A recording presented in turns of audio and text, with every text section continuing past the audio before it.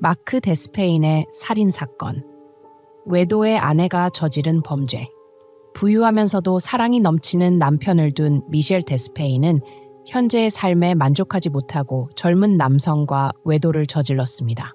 그녀는 심지어 자신의 친아버지와 함께 남편을 살해하고 재산을 가로채려는 계획을 세우며 남편의 가족 전체를 법적 문제에 휘말리게 했습니다. 젊고 성공적인 사업가 마크 데스페의 충격적인 죽음은 2011년 8월 24일 수요일 정오에 그의 아내 미셸 데스페에 의해 미국 아칸소주 존스보로에 위치한 그들의 자택에서 발견되었습니다. 미셸의 진술에 따르면 사건 당일 그녀는 은행에서 근무 중이었으며 급히 처리해야 할 서류와 청구서를 가지러 상사에게 허락을 받고 집에 잠시 들렀다고 합니다. 하지만 그녀는 집에서 남편의 참혹한 사건 현장을 발견하게 될 줄은 꿈에도 몰랐습니다. 미셸과 마크는 고등학교 시절에 만나 서로 사랑에 빠졌습니다. 17세의 미셸은 당시 전 남자친구와의 예상치 못한 임신으로 딸을 출산했지만 마크는 아름다운 그녀에게 깊이 빠져 결혼을 결심했습니다. 부모님의 반대와 어려움을 무릅쓰고 마크는 19세, 미셸은 18세의 나이에 결혼식을 올렸습니다. 15년이 흐르며 마크와 미셸의 결혼 생활은 점점 더 행복해졌고 주변 사람들의 부러움을 받았습니다.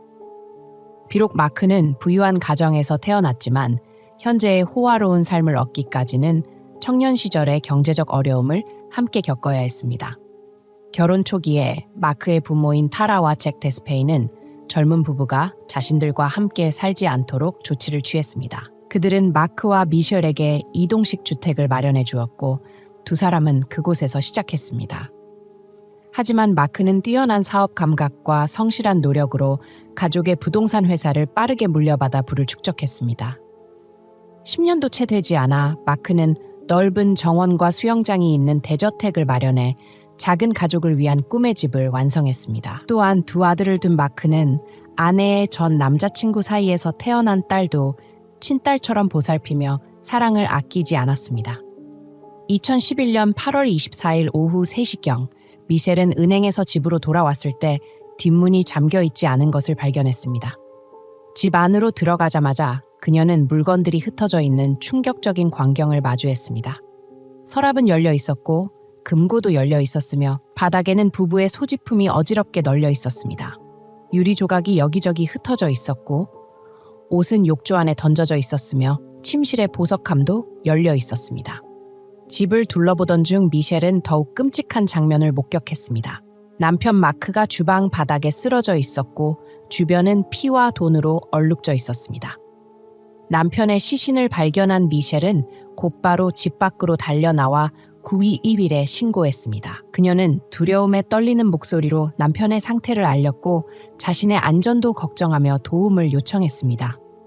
미셸은 범인이 여전히 집 안에 있을 것을 우려하며 이웃의 집으로 달려갔지만 아무도 만나지 못했습니다. 결국 그녀는 뒷마당에서 어머니인 캐시에게 전화를 걸어 도움을 요청했습니다. 현장에 도착한 경찰은 초기에 이 사건을 강도에 의한 살인으로 판단했습니다. 도둑이 집에 침입했다가 마크에게 발각되어 그를 살해했을 가능성을 고려한 것입니다. 하지만 더 깊이 조사하면서 경찰은 여러 가지 의심스러운 점을 발견했습니다. 집안은 어질러져 있었지만 가장 가치 있는 물건들은 여전히 남아 있었습니다. 또한 마크의 사인은 총격에 의한 것이었지만 범인의 총격 방식은 의문을 자아냈습니다. 마크의 왼쪽 가슴에는 총상이 하나 있었고 머리에는 가까운 거리에서 발사된 또 다른 총상이 있었습니다. 이는 계획된 공격으로 보였습니다. 사건 당일 마크는 집에 돌아와 아이스크림을 꺼내 먹으려다 갑자기 뒤에서 습격을 당해 두 발의 총을 맞은 것으로 추정됩니다. 경찰은 범인이 이미 집안에 숨어 있다가 마크를 기다린 것으로 판단했습니다. 또한 경찰은 사건 당일 마크의 일정을 재확인한 결과 그가 평소에 이 시간에 집에 돌아오는 일이 없었다는 것을 알아냈습니다. 따라서 경찰은 범인이 마크의 정확한 귀가 시간을 알고 있었을 가능성을 제기했습니다. 이는 범인이 마크와 매우 가까운 사이일 가능성을 시사했습니다. 수사관들이 현장을 조사하는 동안 몇몇 경찰관들은 미셸과 마크가 거주하던 인근 이웃을 방문해 질문했습니다. 여러 이웃들의 말에 따르면 사건 당일 낯선 남성을 목격했다고 합니다. 그 남성은 아프리카계 미국인으로 보이는 흑인이었으며 파란색 메르세데스 차량을 운전하고 있었습니다. 이웃들은 그 남성이 동네를 계속해서 배회하며 마치 특정 주소를 찾으려는 듯한 모습이 이상했다고 전했습니다. 이 중요한 정보를 바탕으로 경찰은 미셸에게 돌아가 이웃들이 설명한 남성이 혹시 마크와 아는 사람인지 질문했지만 미셸은 부부 모두 그런 사람은 전혀 모른다고 단언했습니다. 그러나 경찰이 마크가 원한 관계에 있던 사람이 있었는지 또는 미셸이 의심하는 사람이 있는지 묻자 그녀는 뜻밖의 인물을 지목했습니다. 미셸은 시아버지 잭 데스페인이 이번 사건에 연루되었을 가능성이 있다고 주장했습니다. 그녀는 최근 마크와 잭이 사업 문제로 자주 다투었다고 설명했습니다. 마크는 가족회사에서 수년간 일한 끝에 독립하여 자신의 부동산 투자 회사를 설립하려 했으나 잭은 이를 반대하며 아들에게 날카로운 말로 위협했다고 합니다. 게다가 미셸은 잭이 그녀의 딸에게 성적 학대를 가했다고도 비난했습니다. 그녀는 잭의 휴대폰에서 딸의 나체 사진이 저장된 것을 발견했고 이에 격분해 시아버지를 질책하며 이 사실을 시어머니 타라에게 알렸습니다. 타라는 이 사실을 알고 매우 부끄러워하며 남편과 별거를 시작했습니다. 잭은 며느리의 비난에 크게 상처받고 수치심을 느꼈지만 이를 해결할 방법이 없었습니다. 그 사건 이후 미셸과 마크 부부는 시부모와의 관계가 급격히 악화되었으며 잭은 그들에게 토지 임대료를 더 많이 부과하며 아내의 말을 따르기만 하는 아들에게 분노를 표출했습니다. 시아버지의 해명, 미셸의 경찰 진술 이후 잭과 타라는 매우 분개했습니다. 그들은 미셸이 자신들을 모함하려 한다고 주장했습니다.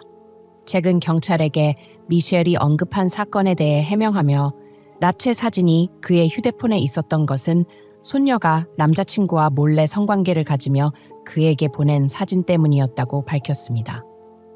그는 손녀가 부적절한 행동을 하고 있음을 알고 이를 멈추게 하려 했다고 주장했습니다. 잭은 손녀의 사진을 회수하며 그녀에게 이를 계속하면 부모에게 알리겠다고 경고했습니다. 하지만 그는 그 사진을 즉시 삭제하지 않은 점은 자신의 잘못임을 인정했습니다. 타라는 처음에 매우 화가 났지만 상황을 전후로 파악한 후 남편을 용서하고 다시 함께 살기로 했습니다. 잭과 마크가 최근 자주 다투었던 이유는 미셸의 낭비벽 때문이라고 잭과 타라는 주장했습니다. 타라는 다음과 같이 말했습니다. 마크는 항상 열심히 일했지만 미셸은 돈을 흥청망청 썼어요. 그녀는 자주 명품을 사고 1년에 3-4번 칸쿤이나 자메이카로 휴가를 갔죠. 타라는 또한 여러 번 며느리에게 충고하고 아들 마크에게 아내의 낭비벽을 경계하라고 조언했지만 마크는 항상 미셸을 지나치게 감싸고 그녀가 원하는 대로 하도록 내버려 두었다고 덧붙였습니다. 경찰은 마크가 사망한 후 미셸이 슬퍼하기는커녕 다른 남자와 관계를 맺고 있다는 사실을 금세 밝혀냈습니다. 마크가 사망하기 전부터 미셸은 자신보다 9살 어린 남성과 외도를 시작했습니다. 미셸은 그 남성을 위해 집을 임대하고 모든 비용을 부담하며 그가 필요한 물건들을 사줬습니다.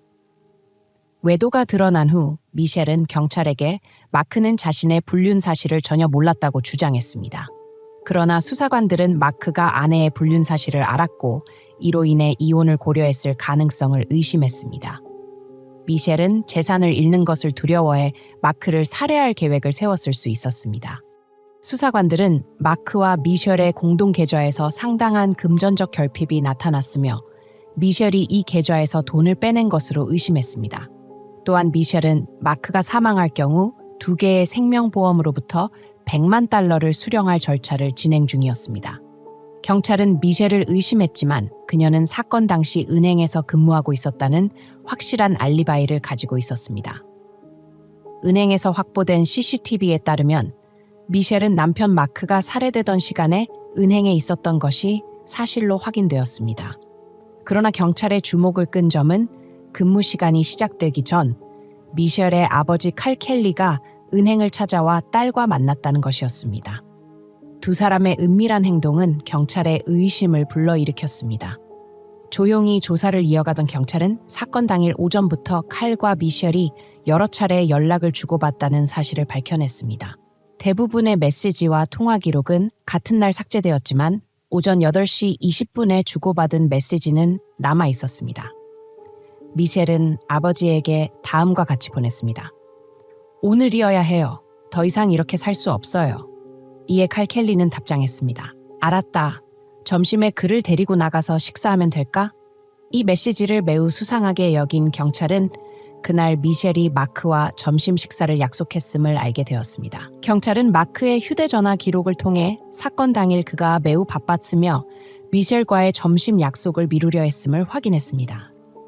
그러나 미셸은 절대로 약속을 미룰 수 없다며 강력히 요청해 마크는 결국 그녀와 점심을 먹었습니다. 점심을 마친 후 미셸은 계속해서 아이스크림을 먹으러 가자고 조르며 시간을 끌었습니다. 미셸의 휴대전화 기록을 분석한 결과 아이스크림 가게에서 그녀는 아버지와 지속적으로 문자 메시지를 주고받은 것으로 나타났습니다. 마크가 살해되기 전 시간대와 칼 켈리가 연락했던 번호를 추적한 결과 경찰은 사건의 주요 용의자로 테런스 바커라는 인물을 지목했습니다. 경찰은 테런스를 체포해 신문했으나 그는 처음에는 마크의 죽음과의 연관성을 부인했습니다. 그러나 경찰은 그에게 다음과 같은 증거를 제시했습니다. 목격자가 마크의 살해 당일 그의 집 주변에서 테런스를 목격했다고 진술. 테런스가 이웃들이 묘사한 파란색 메르세데스를 소유하고 있었음. 통신기지국 데이터를 통해 테런스가 사건 당시 마크의 집에 있었음을 확인. 결국 테런스는 자신의 범행을 인정하며 마크를 살해한 것을 후회한다고 자백했습니다. 하지만 그의 자백은 여기서 끝나지 않았습니다. 그는 이번 사건에 또 다른 공범이 있다고 밝혔습니다. 테런스는 자신이 조니 허버드로부터 마크를 살해하라는 의뢰를 받았다고 진술했습니다. 조니는 마크의 집을 임대하고 있던 인물이자 칼 켈리와 알고 지내던 사이였습니다. 테런스는 조니가 7,000에서 10,000달러를 주겠다고 약속하며 범행을 지시했다고 주장했습니다. 하지만 테런스는 마크를 살해한 후에도 돈을 받지 못했다고 말했습니다. 조니를 신문한 결과 그는 칼 켈리가 자신에게 접근해 마크를 살해해달라고 요청했다고 인정했습니다. 성공할 경우 후하게 보상하겠다는 약속도 했습니다. 이후 칼, 조니, 테런스는 사건 발생 전날 주차장에서 만나 구체적인 계획을 논의했습니다. 테런스는 마크가 누구인지 전혀 모르는 상태에서 살인을 수락했습니다. 경찰은 이번 사건이 미셸과 그녀의 아버지 칼이 함께 계획한 살인이라고 결론지었습니다. 미셸은 불륜 사실이 발각될 경우 재산을 잃을까 두려워 남편을 제거하려 했습니다. 그녀는 마크를 점심 약속에 끌어들여 아버지가 테런스를 집에 들여보낼 시간을 벌었습니다. 경찰은 미셸이 남편이 죽었다는 사실을 처음 알았을 때 충격을 받은 척했지만 실제로는 그날 집에서 어떤 장면을 보게 될지 정확히 알고 있었다고 판단했습니다. 이것은 미셸이 주방에서 마크를 피투성이로 발견했을 때 남편을 돕기 위한 어떤 시도도 하지 않았던 이유를 설명해 줍니다. 미셸은 처음에는 사건과의 연관성을 부인하며 아버지가 마크의 죽음에 연루되었다는 사실을 알게 된 것은 사건 이후라고 주장했습니다. 그러나 반복된 추궁 끝에 2014년 4월 재판에서 공범으로서 자신의 죄를 인정하며 30년형을 선고받았습니다. 테런스 바커, 칼 켈리는 1급 살인죄를 인정받아 각각 35년형을 선고받았습니다. 조니 허버드는 체포 방해죄만 인정되어 집행유예를 선고받았습니다.